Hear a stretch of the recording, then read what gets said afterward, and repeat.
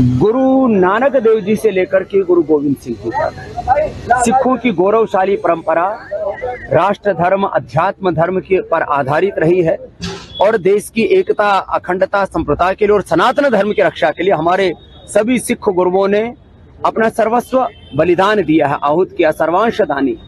ऐसे उन गुरुओं की गौरवशाली परंपरा में कुछ लोग कनाडा में, कुछ छुटपुट और ऑस्ट्रेलिया में, कुछ ब्रिटेन में वो खालिस्तान का झंडा उठाए फिरते हैं और भारत को बदनाम करते हैं। सबके सब सिख भाई वो भारत की एकता अखंडता और संप्रदाय के साथ में कुछ सिरफिरे लोग सभी वर्गों में होते हैं, उनको सिख धर्म का प्रतिनिधि नहीं मानना चाहिए। आज हम इंग्लैंड के प्रधानमंत्री ट्रूडो के खिलाफ अपना विरोध दर्ज करवाने के लिए, विरोध प्रदर्शन करने के लिए आए हैं और हमारा स्पष्ट मानना है कि ट्रूडो जब G20 के समय भारत में आए थे, भारत की शान, भारत का मान, भारत का स्वाभिमान देख करके उनके पेट में दर्द हो गया है, वो उसको बर्दाश्त नहीं कर पाए।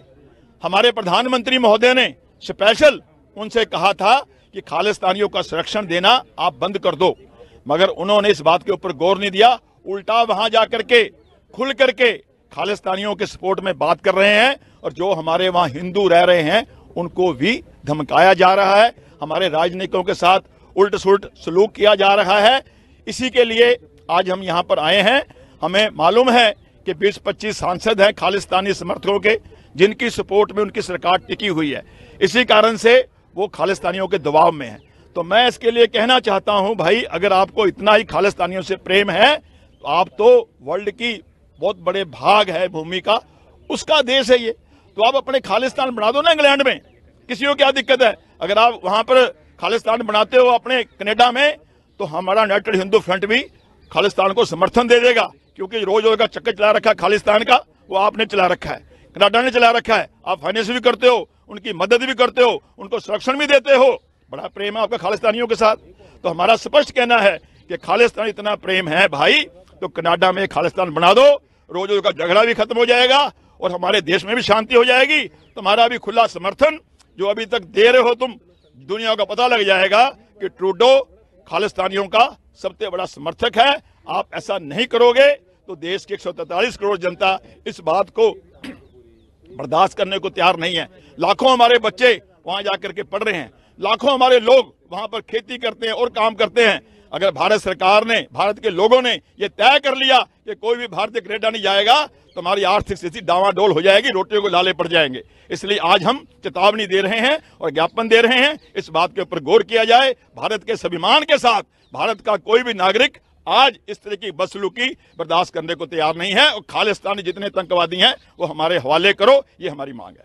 देखिए, आज हरिजन सेवक संघ के स्थापना दिवस के अवसर पर सद्भावना सम्मेलन का आयोजन हुआ है और इसी सद्भावना सम्मेलन से आज हमारी अमेरिका और कनाडा की शांति सद्भावना यात्रा शुरू हो रही है।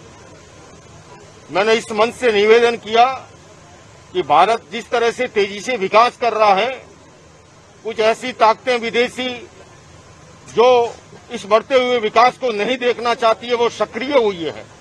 किंतु ऐसे माहौल में हम सबको मिलकर के भारत की, हमारी वसुधैव कुटुंबकम की परंपरा है, हमारी सर्वे भवन्तु सुखी ने सर्वे संतु निरामय की जो परंपरा है, उसी को लेके आगे बढ़ना है। और मैं इस वर्ष भगवान महावीर के 2550वें वर्ष को इसीलिए हम अंतर्राष्ट्रीय स्तर पर विश्व मैत्री वर्ष के रूप में मना रहे हैं और उसके कार्यक्रम अमेरिका और कनाडा में आयोजित हो रहे हैं। हालांकि कनाडा की धरती पर कुछ ऐसे तत्व जो केवल मुट्ठी भर हैं, वो अलगाववाद की बात करते हैं। मैंने इस मंच से मांग की है कनाडा सरकार से कि वो उन अलगाववादी तत्वों पर अंकुश लगाए और ये समय है, हमारे वहां जो भाई शांति प्रिय हैं, हिंदू भाई हैं, हमारे सिख भाई हैं, जो भारत की विचारधारा, बहुलतावादी संस्कृति की, वसुधैव कुटुंबकम की, उसमें विश्वास रखते हैं, हमारे विद्यार्थी वहां पढ़ रहे हैं, उनके साथ खड़े होने का समय है। लेकिन मैं कनाडा सरकार से कहना चाहूंगा कि कुछ मुट्ठी भर जो लोग माहौल बिगाड़ने का काम कर रहे हैं, उन पर जल्दी से अंकुश लगाए, उन पर कार्रवाई करे। भारत जो है सदैव शांति में विश्वास करता है, सद्भावना में विश्वास करता है, भारत पूरी दुनिया को एक परिवार के रूप में मानता है। जब हम राष्ट्रपिता महात्मा गांधी की इस प्रयोग भूमि पर खड़े हैं तो मैं ये कहना चाहूंगा कि जब जब चुनाव आते हैं, कुछ ताकतें सांप्रदायिक कट्टरता और जातिवादी जुनून पैदा करने का प्रयास करती हैं, किंतु हम सबको मिलकर के ऐसी ताकतों को सफल नहीं होने देना है, क्योंकि हमारा देश जो है वो उसकी मौलिक विशेषता है अनेकता में एकता की। बहुलतावादी संस्कृति उसकी खूबी है, सर्वधर्म सद्भाव उसका मूल मंत्र है। उस संस्कृति के संरक्षण का और संवर्धन का हम सबका दायित्व है और हमको उसी को लेकर के आगे बढ़ना है। और जो भी ऐसी नफरत घृणा की बात करे, क्योंकि धर्म जोड़ना सिखाता है, तोड़ना नहीं सिखाता। धर्म के क्षेत्र में हिंसा, घृणा, भय और नफरत का कोई स्थान हो नहीं सकता।